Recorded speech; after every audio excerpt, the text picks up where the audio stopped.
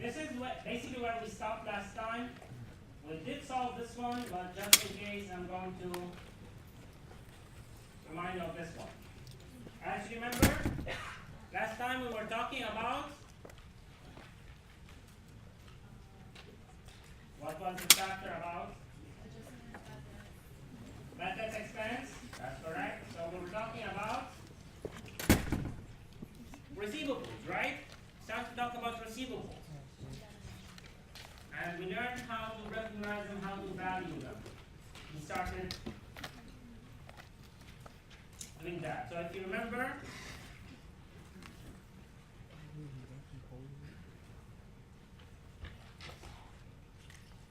we actually solved that one.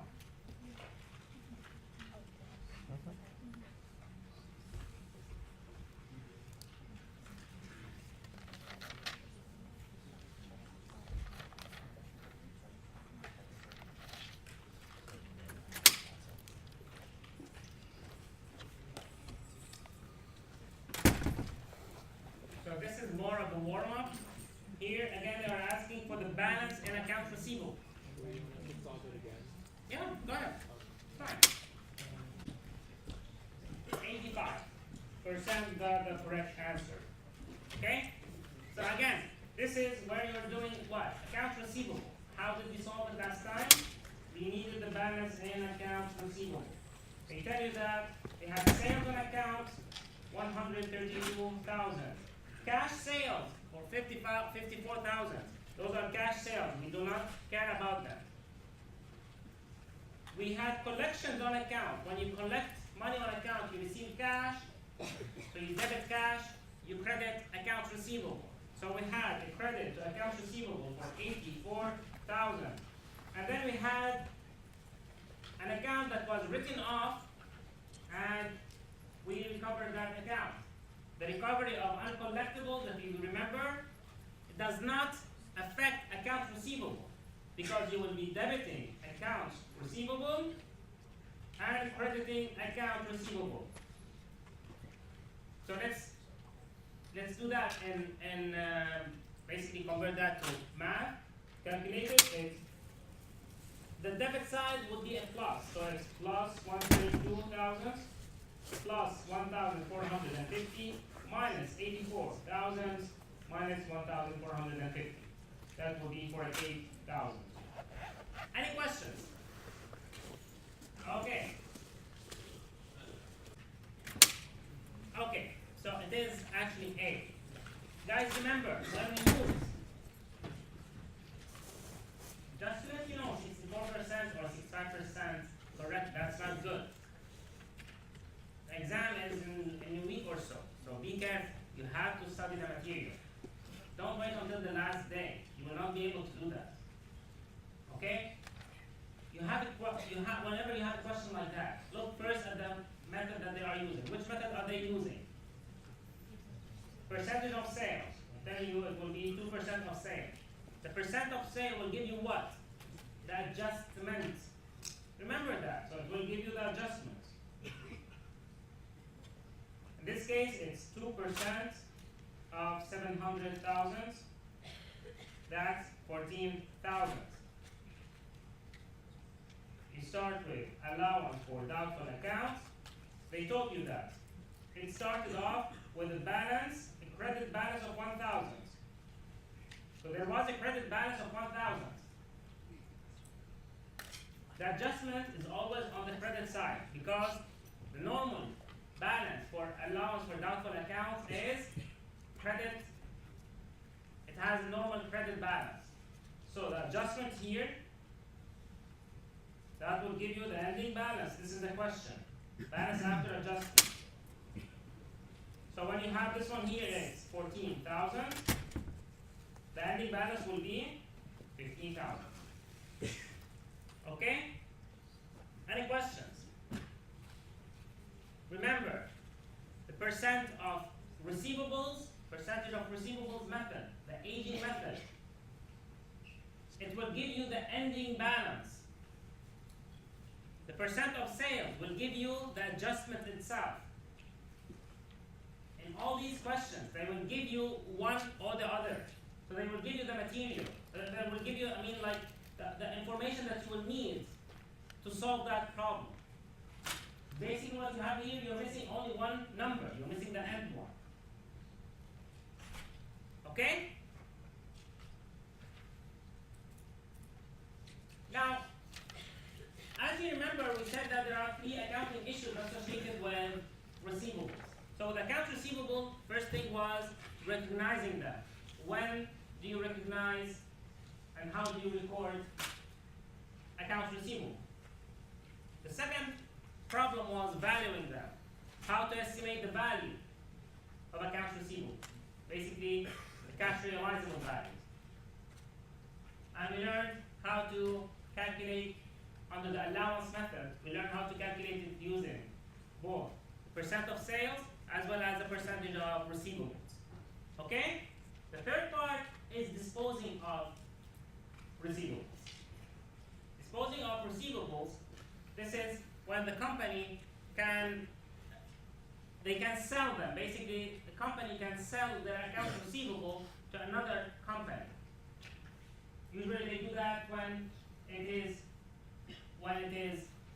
either too expensive for them to collect, to keep track of all the accounts receivables, and not just to keep track, to keep trying to collect the money. You see, it's not that easy. It's not that, for example, you send the customer the first invoice and this is it. If they don't pay, you write it off. You have to keep sending notices and warnings, etc., until eventually you either collect the money or you write it off. This could be very costly and time-consuming. In certain cases, companies might, in order to avoid doing that themselves, they sell the accounts receivable. In certain cases, it's the only way of receiving fast cash. So what they do is they sell the debts to another company. Okay? Now the other company, why would they do that? For example, if they sell accounts receivable to a bank, why would the bank accept that? Yes, go on.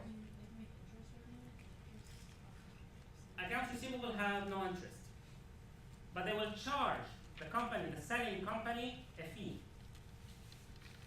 So there are 2 ways of doing that. The first one is called factoring. So a factor is a company, like a bank or financial institute, that will buy those receivables. However, they will charge the company a certain amount, 2%, 3%. This is their benefit. It's 2 to 3% or something like that. So the advantage for those companies is that they will make this fee. Plus, usually these companies, they have specialized departments that are specialized in collecting accounts receivable. So they have collection departments. They have lawyers. They have agents who they can basically keep pestering and keep nagging until they get the money from their customers. Unlike regular companies. So regular companies, they might have one person to do that. These people usually have specialized people. Okay? So the risk for them to have uncollectibles is much lower than the risk of uncollectibles to another company. Why would the company sell their accounts receivable for a lower amount? 97%, for example. Because, first of all, they get their cash immediately. They are not going to wait until they collect the cash from their customers. So they will shorten cash-to-cash cycle. It will become a lot faster to collect their cash. On the other hand, they also have a lower risk of people defaulting because they are selling that. Generally speaking, people, they might not want to default when they are dealing with the bank. So if you owe money to the bank, you will not play around with that. You know that the bank will go after you much more aggressively than a regular company. This is why basically the likelihood that you will default if you owe the money to the bank is much lower. So the factor, which is the financial institute or the bank, they will be benefiting by taking this 3% of those accounts receivable that they buy. Okay? So let's see how this is entered. Henderson Furniture factors 600,000 of receivables to federal factors. Federal factors assesses the service charge of 2% of the amount of receivables sold. The journal entry to record the sale by Henderson Furniture is as follows. 600,000 multiplied by 2, that's 12,000. That's the fee that they will charge. What's the value of the accounts receivable? 600,000. So this is the value of the accounts receivable. This is the amount that will be credited to accounts receivable. How much will the company handle it? How much will they actually get in cash? 600,000 minus the 12,000 of fee, right? The fee will be recorded as an expense, right? The fee will be recorded as an expense. So it will be, cash will be debited 588,000. Service charge expense will be debited 5,000, and you have accounts receivable will be credited the full amount of 600,000. This is to record the journal. This is how you write the journal entry for factoring. Okay? Any questions about this? Now, there's another way of disposing of accounts receivable, and this is credit card sale. When you buy using your Visa card, if you go to Best Buy and you use your Visa card to buy something there, as far as Best Buy is concerned, they will receive their money as cash.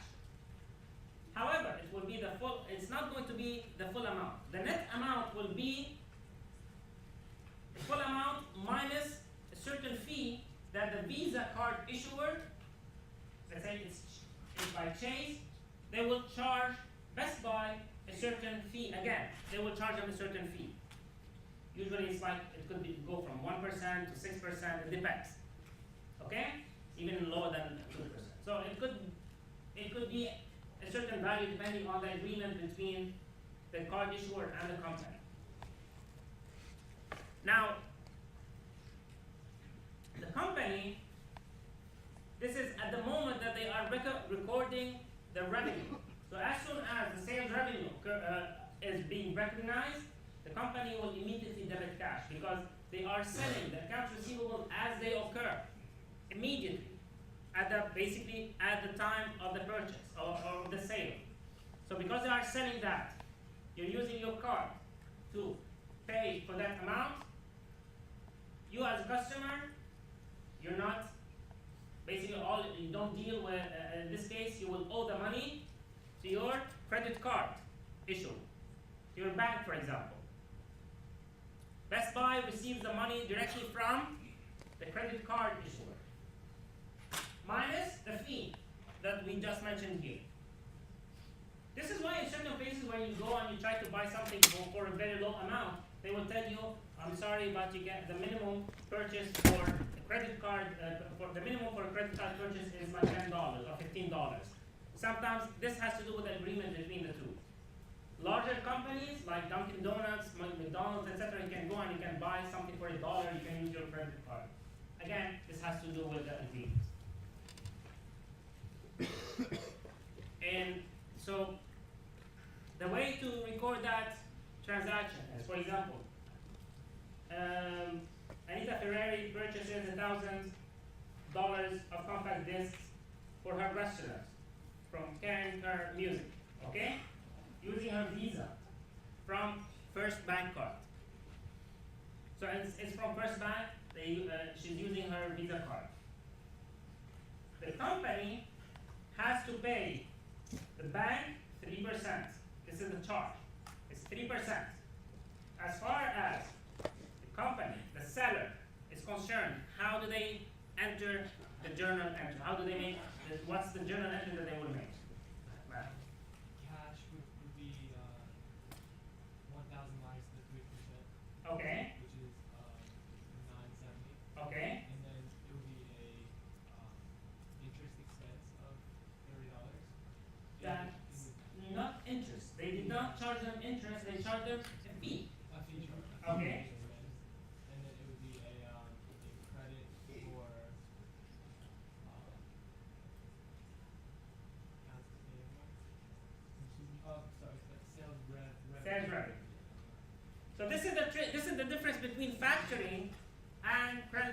factoring, you're selling existing accounts receivable where you had recognized that revenue a while ago. Okay? So someone owes you money from sales that occurred a week ago, for example. In this case, with credit card purchases, you're recognizing this transfer, this commission, immediately after the sale happened. This is why it's right now you are recognizing the sales revenue. So you have the sales revenue is recognized at this point. This is why you credited $1,000. Okay? So remember, don't get mixed up. When you're using factoring, you will be crediting accounts receivable. When you are using credit card, when it's a credit card sales, this is actually immediately it's sales revenue. Yes. So if a company uses a credit card, then they'll never have accounts receivable. In this case, the company will not have an account receivable. They actually receive the cash from the bank, not from the customer. So when you go and buy something from Best Buy, you're not actually what you will be paying the bank. The bank is the one who's paying Best Buy. They will pay Best Buy immediately, and then they will charge you the amount, and that will be between you as a customer and the bank. As far as Best Buy and the bank, are concerned, the money will be transferred basically immediately after clearing, etc. Within basically to the bank account of Best Buy minus the service charge fee. Okay? Lauren. So, like with a credit card company, they're essentially paying for someone else for the They will be paying on your behalf.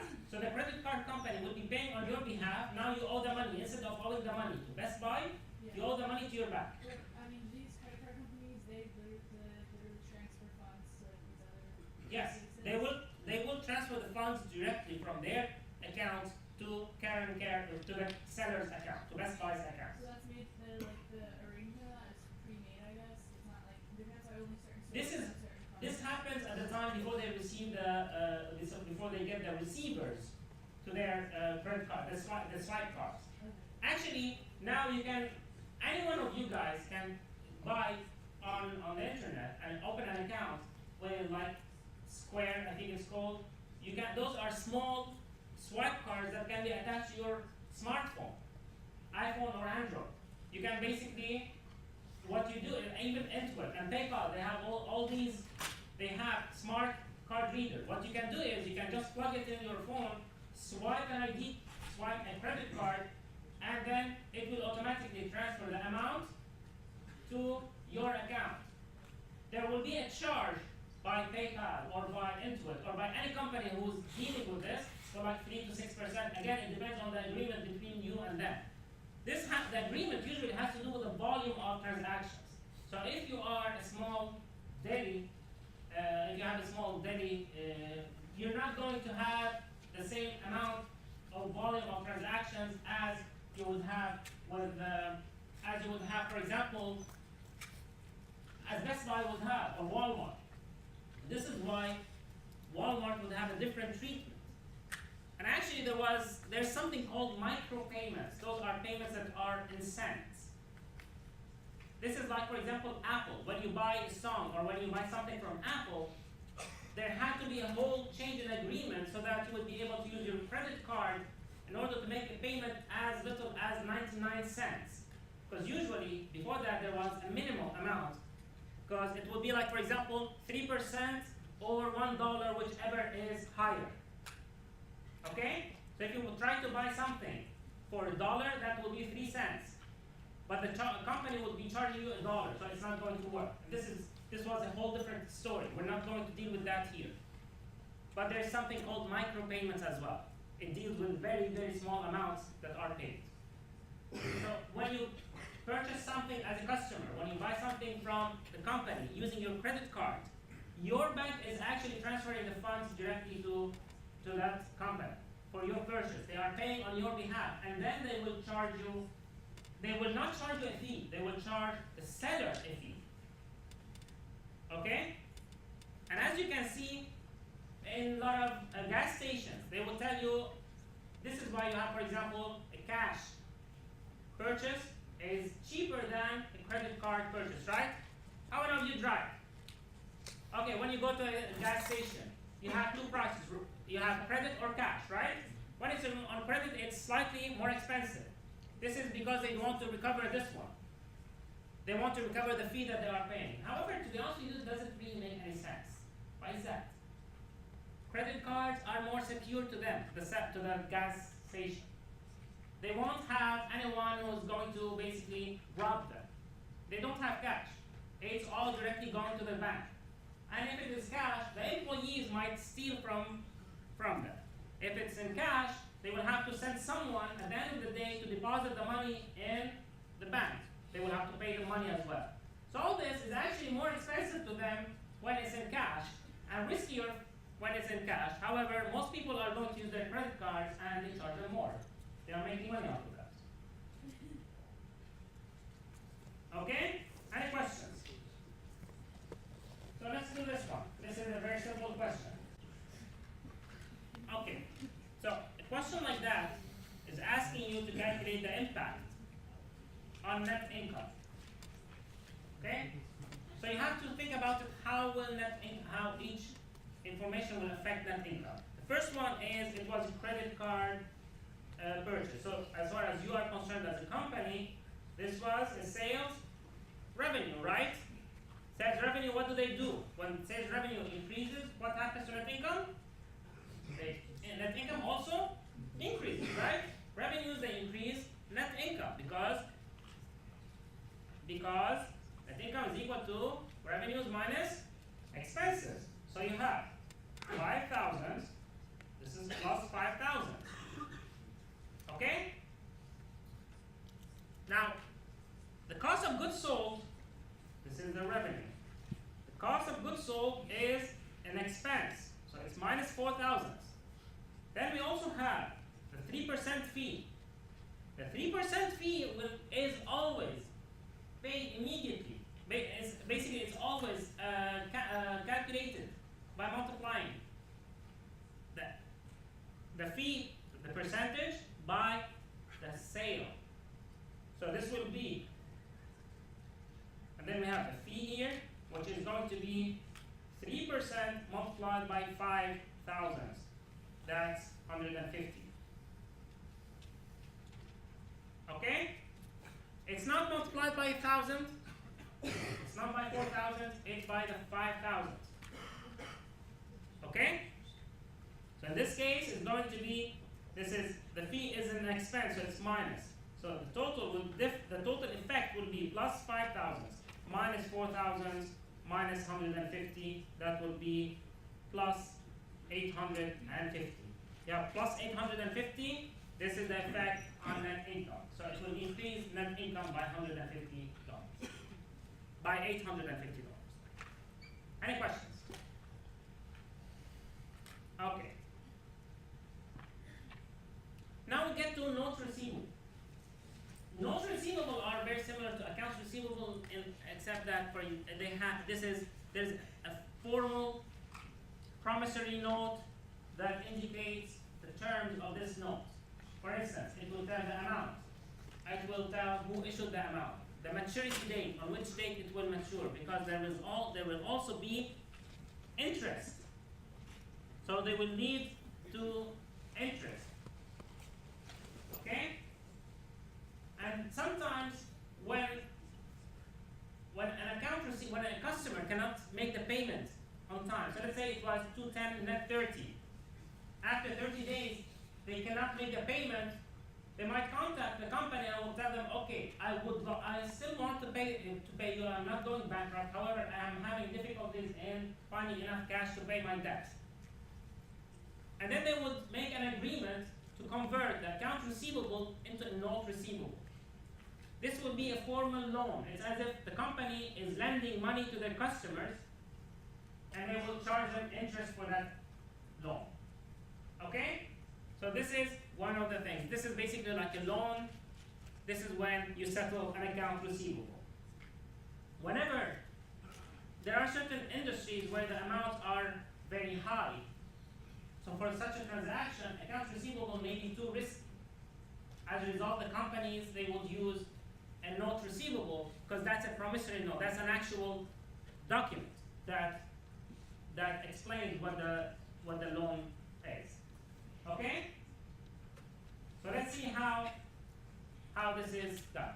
This is an example of a promissory note, of a note receivable. Remember, a note receivable to one company is, so if you buy something from, or you take a loan from Best Buy, to Best Buy this is note receivable. To you, it will be note payable. Okay? So in this case, the payee, this is the person who's actually getting the money, that's the seller, it will be a note receivable. So that's basically the seller. For the maker of the note, this is the person or the company who actually wrote the note, who created the note. This is the person who is promising to pay such an amount at a certain date or after a certain period of time. Okay? So on the promissory note, you would find certain information like, for example, the amount, the maturity date. If you remember from previous chapters, usually interest is paid at the end of, basically at maturity, right? So it will accrue, it will keep accumulating, and then it's paid at maturity. So this one, it indicates the maturity date. You have the payee. Again, you have the interest rate of that one. The amount here, this is what we call the face value. That's the face value or the principal amount of the loan. So the principal, it means this is the amount of the loan. Later on, when we receive cash for that amount, we will credit note receivable $1,000. We will see in a second how we do that. But there are certain information on the promissory note. It's similar to a check, as you can see, but the check is payable. Now, this one, it's a promise to pay. There are different ways of indicating the maturity date. Sometimes there is a certain specific date. So it would be as if you're saying, I promise to pay you back on December 20th, $1,000. That's a specific date. Sometimes it could be, I promise to pay you back in 3 months.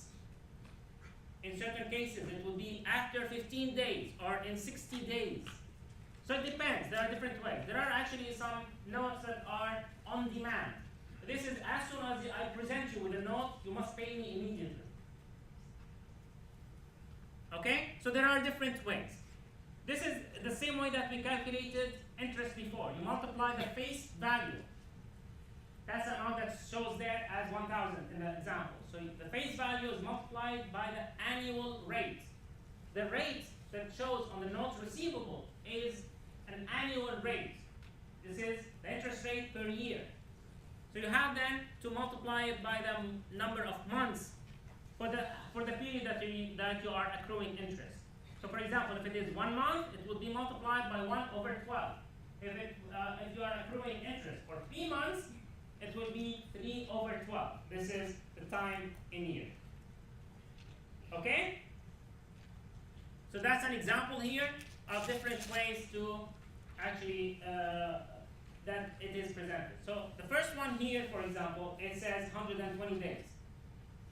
When it is 120 days, you divide it by the number of days in the year. Okay? Now, a lot of companies, they actually use 365, not 360, but the book wants you to use that 360 for the homework.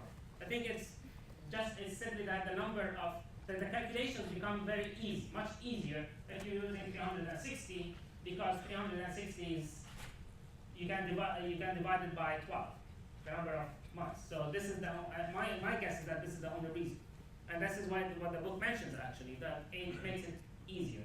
So I think as far as you are concerned with the homework, you use 360. So it could be the number of days divided by, so the number of days in that period that you are actually calculating interest for, divided by the number of days in the year. It could be the number of months divided by 12. If it is 1 year, it will be multiplied by 1, because it's 1 over 1. Any questions? Now remember, if the note's payable, if the note receivable is or will mature within 1 year, it will be counted as current asset. There are certain notes receivable that are longer than that. However, at this point, we're doing this. This is, as you can see here, it's for 1 year so far. It's a current asset when it matures within 1 year. Because if it matures after 1 year, you will not be making any payment. You will simply be recording the interest that is accruing. The payment will be made at maturity. There are different, more complicated notes, and we will do that when we study liabilities. This is where a note payable, this is like mortgage. Mortgage is one kind of this where you actually, they split up the principal and interest on a monthly payment or something like that. That depends on the agreement. It all depends on the agreement between you and the company who is issuing that, to whom you are issuing that note. Okay, so recognizing the note receivable, this is in the same way basically. So in this case, Calhoun Company wrote a 1,002-month 12% promissory note dated May 1st to settle an open account. It could be a note receivable for cash. You would debit cash, credit.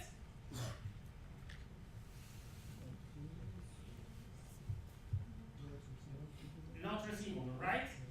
Or do you do the opposite? Think about it.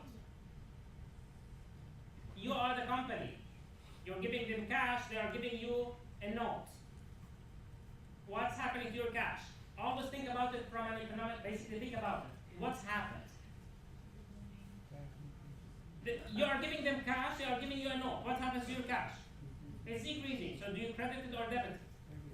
You credit cash. In this case, you debit notes receivable. Now, in this example, you are not giving them cash, but they are settling basically their account. So their account receivable will decrease. The company's account receivable will decrease. Instead, there will be a note receivable. So the way the company will record that one, what's happening in this case? The company will have less accounts receivable, more notes receivable. So they will debit notes receivable and credit the account receivable. So when a customer is settling their note, basically it's as if they paid their debt with another debt.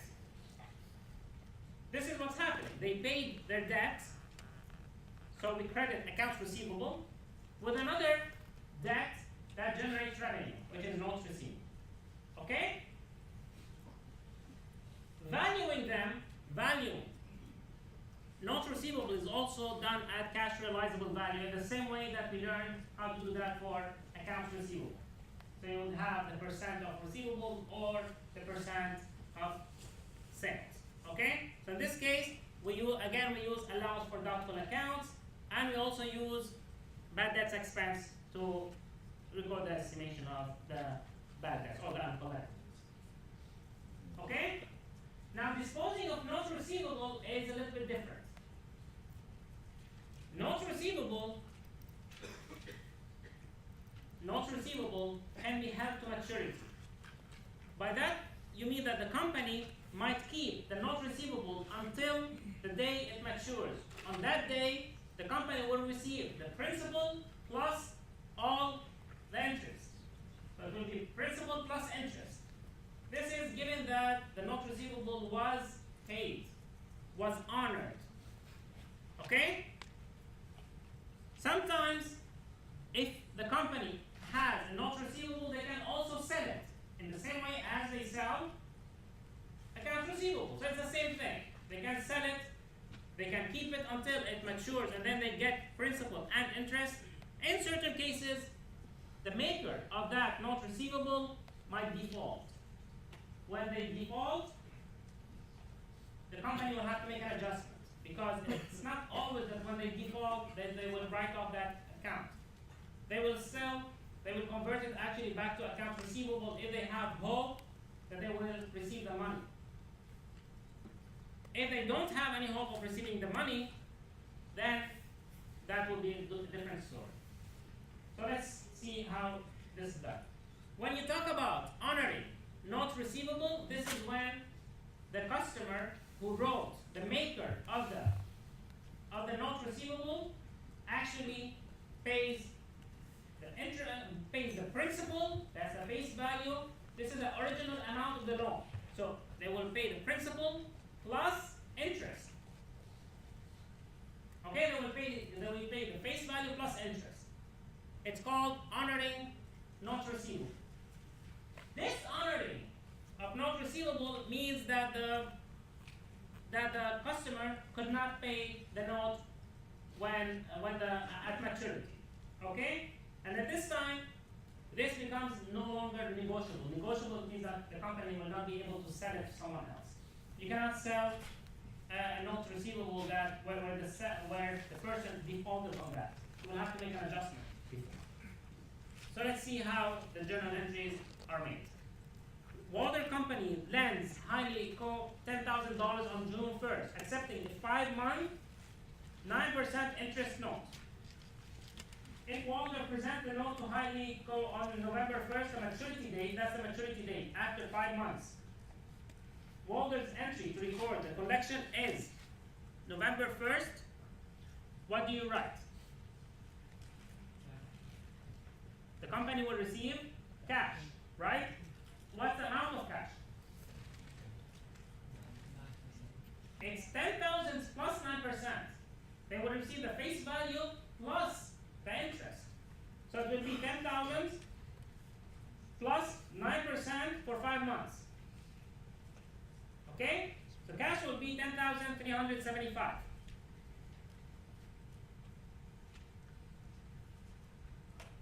This is simply 10,000 note receivable, which will be credited to note receivable. The remaining 375, this is interest revenue.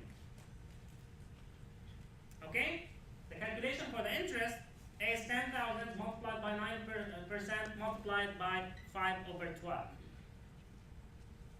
Okay? Now keep in mind that this is given that the companies, they prepare their financial statements at the end of December, because the 5,000s were paid within the same period. The 5 months interest, 5 months interest were paid within the same accounting period. In certain cases, it's not, it's paid after.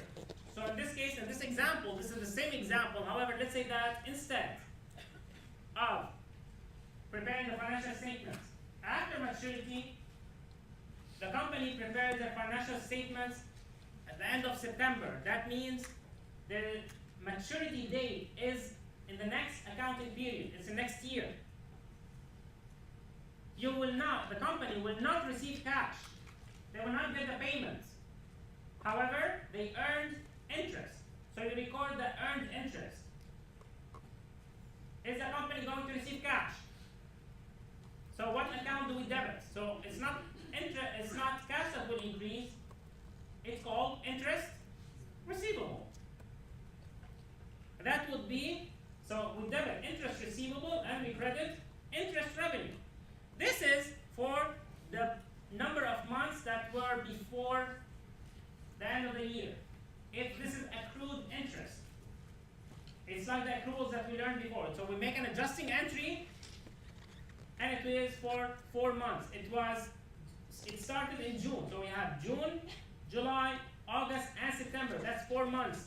So the interest that has accrued during those 4 months will be 10,000 multiplied by 9 multiplied by 4/12. That's the interest that has accrued. So it's because the company is not receiving cash, it's going to be debited to interest receivable, credited to interest revenues. Now, when the company receives the payment on November 1st, again here we're assuming that this is a continuation of the previous slide, which is to mean the financial statements were prepared September September 30th. The company will receive cash, again, the same thing, full amount. 10,000 plus interest for 5 months. That would be 10,375. Okay? The company will credit interest, will credit notes receivable 10,000. The 375 in this case is not all revenue because we already recognized $300. It was 300, right? $300 in the previous month. So we don't need to recognize that revenue again. Now it's interest receivable. It's not interest revenue anymore. It's interest receivable. 300. But you still have, you earned interest for one more month after the preparation of the financial statements in the previous month. So for the month of October, you have earned 1 month of interest. That would be $75. So if the maturity date is within the accounting period, you don't have interest receivable because you will receive cash before you actually have to adjust for the receivable, for the interest, that accrued interest. If it happens, if the payment or maturity date is after the preparation of the financial statements, if it falls in a different accounting period, you will have to adjust for the accrued interest. So first you recognize the interest that has accrued by debiting interest receivable and crediting interest revenue for that period, and then you will have to still recognize the revenue for the months after, between the preparation of the financial statements and maturity dates. So if it were, instead of November 1st, if it were December 1st, you would have 2 months in this case. Okay? And you recognize the receipt of cash. Any questions? One thing, do never make a mistake of adding anything to notes receivable. Notes receivable, when it's credited, it's the face value. It's always at face value. That's the amount of the loan. That's the principal. That's the amount that the company actually lent their customer. This is the amount that you will credit notes receivable. Okay? Any questions? Now companies, they separate between notes receivable and interest because they want to know how much interest they earn basically in difference from notes receivable. They don't want to mess with the actual loan amount.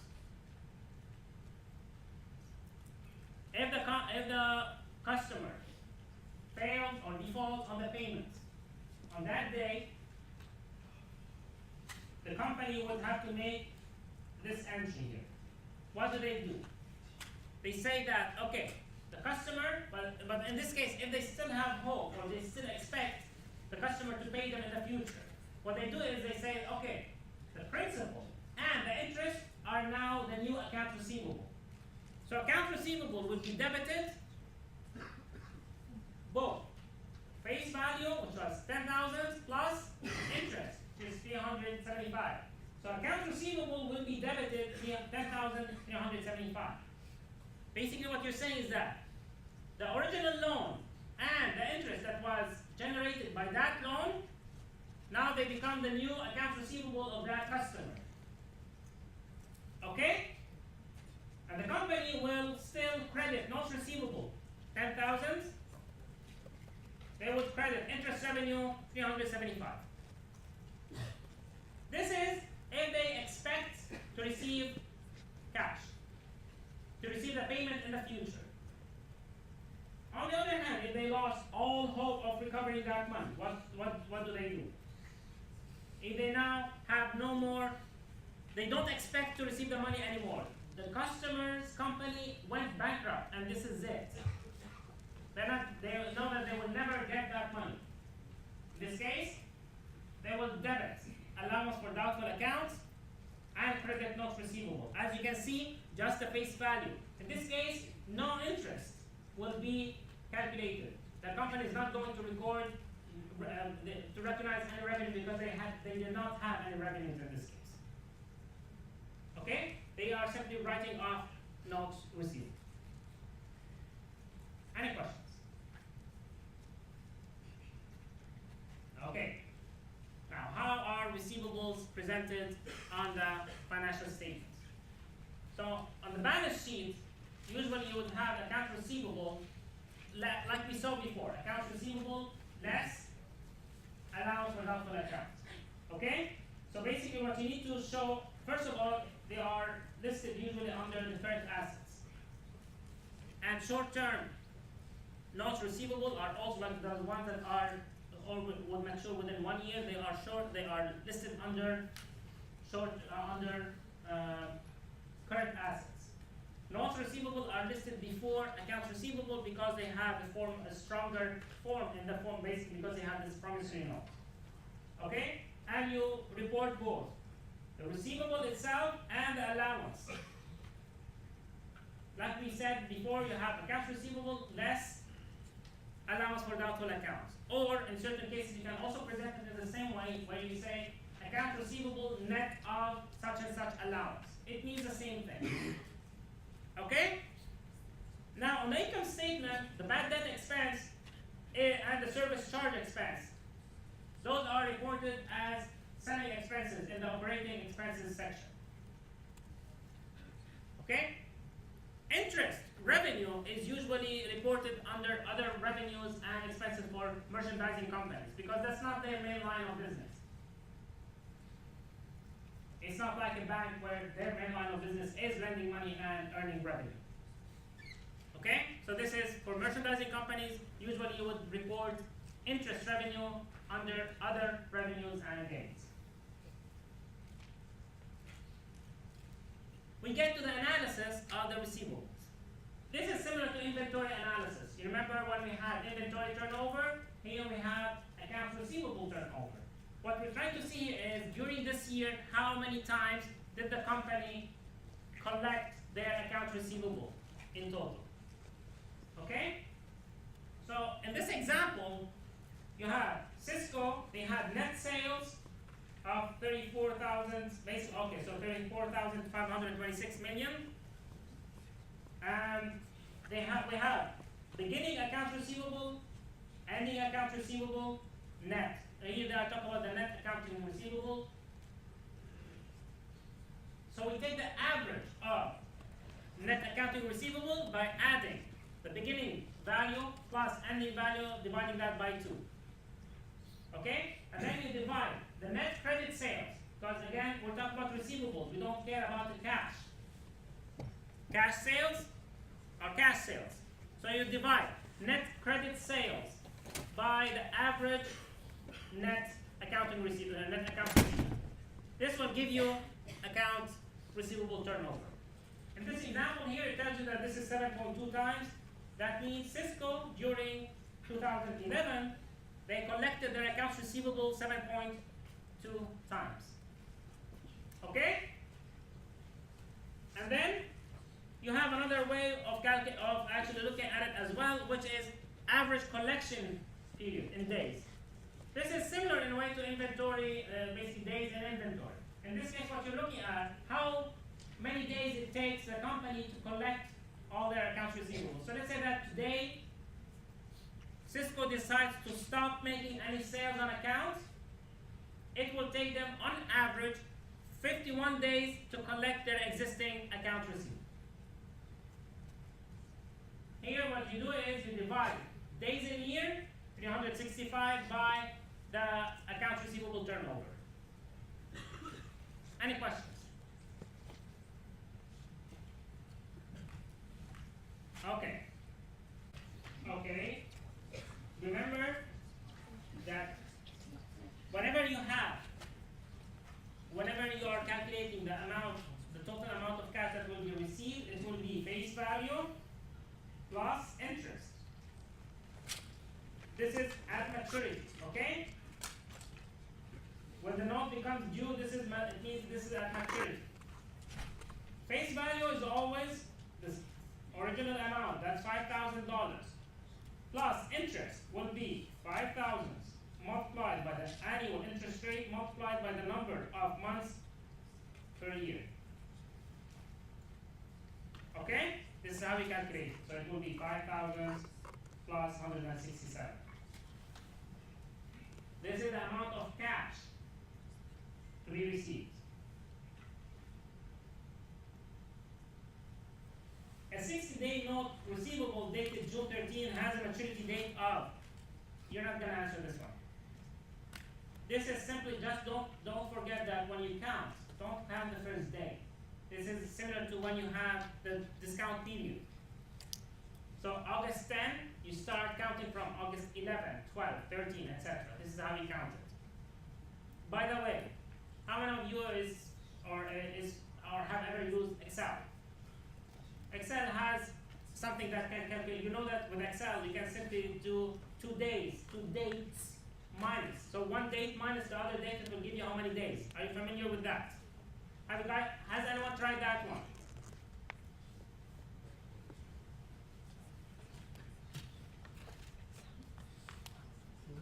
If you have some time for this, just give me 1 second. For example, if you have here, today is, I don't know, 10, so I did not do that so that you guys will talk. Stop that. And then you have, I don't know, 20th of November. So let's put 20, it doesn't matter. If you put here, 20th of November, minus, you simply just select those two, minus this one, it will give you how many days? That's 23 days. Just enter the date in 2 cells and subtract them. It will tell you how many days. Okay? I don't know if this will ever be useful to you guys, but okay, go ahead and answer it. I'll give you like 10 seconds to do that. No, that's too many.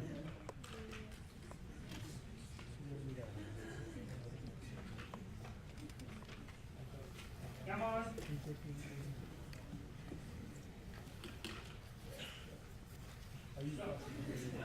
And actually, as you can see, we have 101%.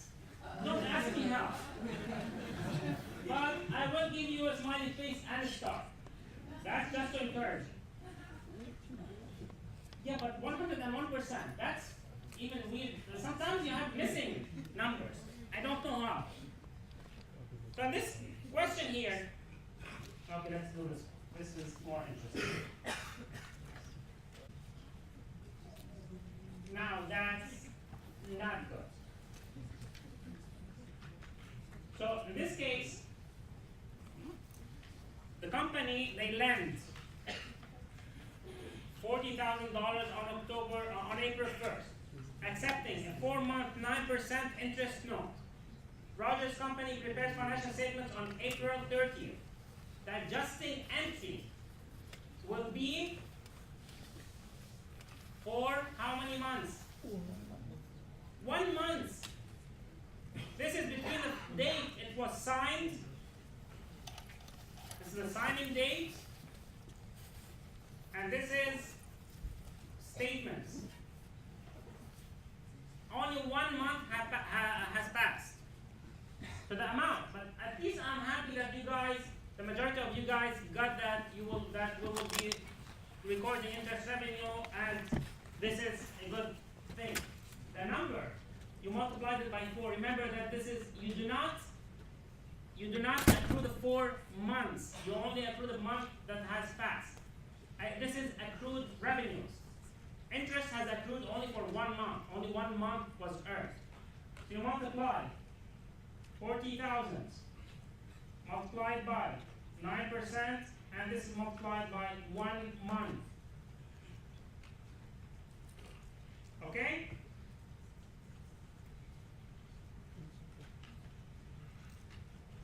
For some reason, it's not allowing me to write. And moving on. Okay. So it seems that we lost those ones. Doesn't matter. That's okay. So for question 10, okay? Just take a quick look at it and let's see how we calculate it. This is a very simple thing to calculate.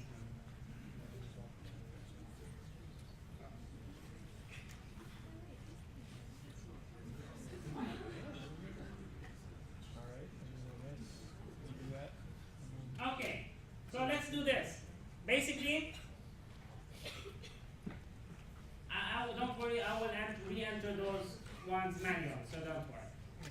Even the smiley face. You got one today. Don't be very happy about it. So in this case, you'll need to calculate accounts receivable turnover. How do you calculate accounts receivable turnover? You divide net credit sales by the average. So net credit sales, you divide it by average net account receivable. Okay? So this is 1,600,000 divided by 101 plus 107 over 2. Okay? That will give you 15.4 times. This means that during that year the company was able to collect their accounts receivable 15.4 times, and then to calculate the days and basically the collection days, you would just simply divide 365 by 15.4. Okay? Now we will start with a new chapter. You do not think that you can get away with that, right? You still have 6 minutes. Plus, you still owe me for the first day. I will keep reminding you of that. I will never forget that day. You will have to pay for it one way or another. So, today we'll talk about property, plant, and equipment. They also call them PP&E, plant assets, fixed assets. So they have different names, they are the same. This is land, building, equipment. Okay? And we have started before, we talked about something, basically an interesting concept associated with PP&E. That was depreciation, right? Many of them, they depreciate. And at the end, we will talk quickly about intangible assets. Okay? So plant assets, those are, some of the characteristics of those ones are that they have physical substance. Okay, this is a truck. However, they also have other characteristics. Those are trucks or buildings that are used for business operations. They are not merchandise that the company will sell. So they are not going to be sold to customers. Not now. So it's not that inventory. Ford, as a company, they might have trucks that they use for their own employees, for their own business operations. In this case, it will be considered as equipment. At the same time, they might have trucks, or they have those trucks that they will sell to customers. That's inventory. That's a different thing. So they have to be used in business operations. They cannot be. They are not intended for sale. Eventually, you will dispose of them. So once they are almost dying, you will sell them still. But it's not like that you have them specifically for sale. Okay? And the other thing is that you expect them to serve you for a long period of time. It's not going to be only for a couple of days or for a couple of months. You expect the truck to serve you for several years. This slide simply shows you how important plant assets are, because plant assets, they basically, in many cases for companies, big companies like Caterpillar, for companies like airline companies, they have a lot of equipment. Okay? So a big part of their assets are actually PP&E. Okay? Actually, as you can see here, a company like Microsoft, because they don't manufacture a lot, they have more, it's more in the intellectual property part of it that their assets are. This is why you can see that they have very little or very small property, plant, and equipment portion of their assets. Okay. This we have covered before, so I'm going to go fast over this. Companies, they use the historical cost to record their property, plant, and equipment. So for PP&E, we use historical cost. The cost is not just the purchase price. It's a purchase price plus any additional costs that were associated with acquiring that equipment or that asset until it is ready for its intended use. You buy a building. Okay, or you buy, for example, an office. It's just an empty space. You need to partition it before the company can actually use it as offices. This partitioning will go as part of the cost before this building or this room becomes ready for its intended use as office. Okay? So this is what we mean. If there were any fees, any commissions that were commission fees, any broker fees, taxes, etc., that were associated with the purchase of it to acquire that asset, then it will be included in the cost. Okay? The first one is land. So land, when you buy a land, when the company purchases a land, they will include in the cost basically all the costs that were associated with preparing it for its intended use. So for example, if the land had some trees and you need to use the land later on just as an empty lot, okay? You will have to cut all these trees. Cutting the trees will be included as part of the cost. If there was some kind of a building that you need to demolish and remove, that will be included in the cost of the land. Any brokerage fees, any lawyers, for example, if the lawyers charge you any amount, this is all included in the cost. Any closing fees, etc. If there were any property taxes that were basically accumulated from the previous owner, and you as a buyer, sometimes the buyer will say, okay, I will accept to pay any pending property taxes or any previous property taxes that are not paid yet. I will pay them. That will be included in the cost. Okay? There's one important thing about land. Land never depreciates.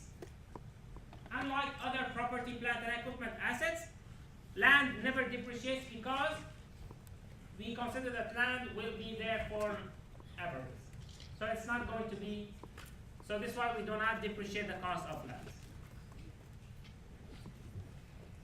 So Hayes Company acquired real estate at a cash cost of $100,000. The property contains an old warehouse that is raised at a net cost of $6,000. That's $7,500 in cost, less $1,500. This is the last one, I promise. Less $1,500 proceeds from salvage material. Additional expenditures are attorney's fees and the real estate broker's commission, $8,000. How do you do that? You start with the cost, you add all the additional costs. So it would look like this here. The cost of the land, I know that I promised it would be the last one, but this is the same as before. So this is the cost of land. This is the amount that the company would be debiting to land. Okay, so when they make the journal entry, it will debit land $115,000. Okay?